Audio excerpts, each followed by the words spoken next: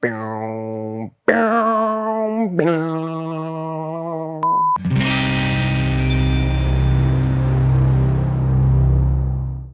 Hey there, welcome to Soundwaves Unplugged, the show where we dig deep into the roots of music and the wild stories behind the sound.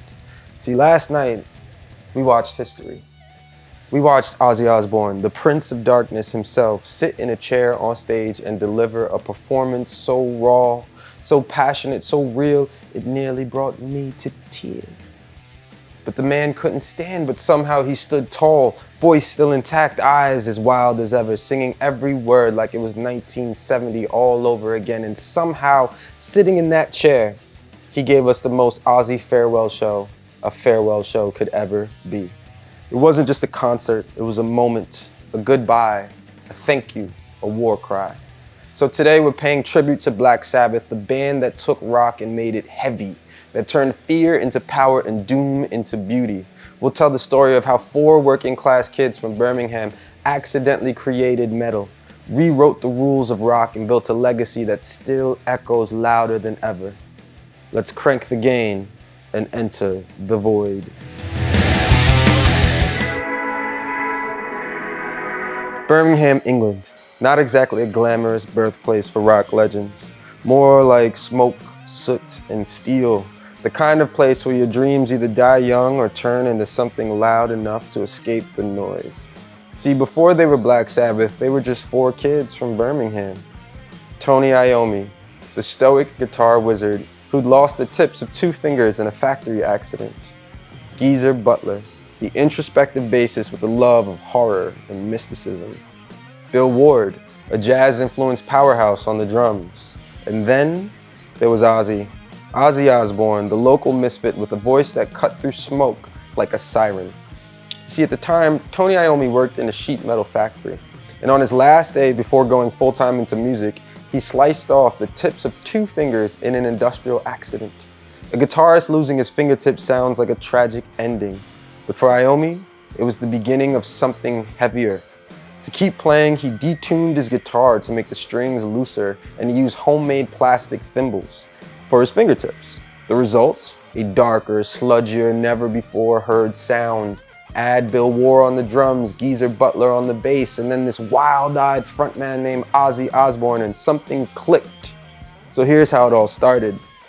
Ozzy had posted a flyer in a local music shop looking for bandmates, and Tony, already a talented guitarist, almost didn't give it a second look. He played with Ozzy before, briefly, and thought he was a bit of a clown. But as luck would have it, they ended up in the same lineup again. And this time, something clicked. The chemistry was chaotic but electric. Originally, they were called Earth, but after discovering another band with that name and watching horror films across the street from the rehearsal space, they had a vision, you see. Geezer had this wild idea. Why are people paying to be scared at horror movies? Why not make music that scares them too? Why not make music that felt like a horror movie? Thus, Black Sabbath was born, named after a Boris Karloff film. Fitting, right? Their 1970 debut album, Black Sabbath, opens with the sound of rain, a tolling bell, and that legendary tritone, once dubbed the Devil's Interval by classical musicians, have been avoided for centuries. Outlawed by the Catholic Church, in fact. Now it was a centerpiece of something brand new, heavy metal. That first album dropped on a Friday the 13th, and basically invented a genre overnight. Critics hated it, fans loved it. The band followed up with Paranoid that same year, and the rest is chaos. Songs like War Pigs, Paranoid, Iron Man, songs that sounded like war anthems for the disillusioned and misunderstood. And Ozzy, his voice, half banshee, half prophet, fully unforgettable. Meanwhile, their live shows became legend, loud, wild, and just a little bit unhinged. At one point, Ozzy bit the head off a dove in a meeting with record executives, and then the head off a bat on stage. It wasn't a gimmick, it was Ozzy being Ozzy. Their music was terrifying to parents, intoxicating to teens, and suddenly, Sabbath was selling out arenas, influencing everyone from Metallica to Soundgarden. In 1972 at the California Jam, the precursor to the Hollywood Bowl Festival, Sabbath was scheduled between more radio-friendly acts. The crowd was sunburnt, high out of their minds and not ready for what had hit them. When Sabbath took the stage, they dropped into Children of the Grave, and the audience went feral. Security couldn't contain the crowd. Flares lit up the lawn, and at one point, a fan climbed onto a lighting rig and screamed, "We are the children of the grave," before leaping into the crowd like a bat out of hell. That was Sabbath at their peak, biblical, dangerous, and unlike anything else on earth. But darkness, as always, creeps in. By the late 1970s, things got messy. Drugs, infighting, management nightmares, the usual rock and roll cocktail with extra meth sprinkled on top. Ozzy spiraled. He was fired in 1979, replaced by Ronnie James Dio. And while Dio's era gave us iconic tracks like Heaven and Hell, it was never quite the same. But the myth of Ozzy only grew.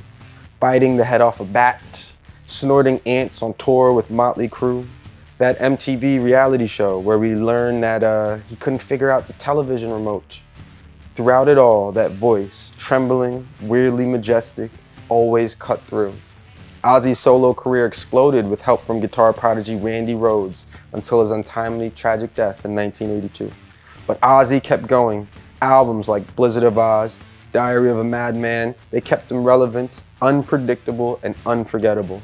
Meanwhile, Sabbath continued with different lineups, but the magic had faded until the reunion. In 1997, the classic lineup was back. The crowd's reaction? Earth-shaking. People wept. Grown men in Slayer shirts hugged. And in 2013, they released 13, their first studio album with Ozzy in 35 years. It debuted at #1. Proof that darkness never goes out of style. And now, in 2025, with Ozzy seated but still howling into the void, we say goodbye to a band that changed everything.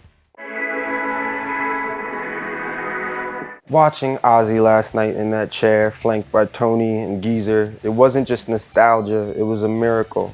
A band that wasn't supposed to last, born from industrial smoke, poverty, and darkness. They had made it to the mountaintop. So today, we don't just celebrate the music, we celebrate survival, legacy, and the raw, imperfect, powerful magic of 4 wild men from Birmingham who changed everything. Thank you, Black Sabbath, and thank you, Ozzy. Until next time, thanks for watching Soundwaves Unplugged. If Black Sabbath changed your life, please let us know in the comments. And don't forget to like and subscribe and ring the bell. And as always, stay unplugged.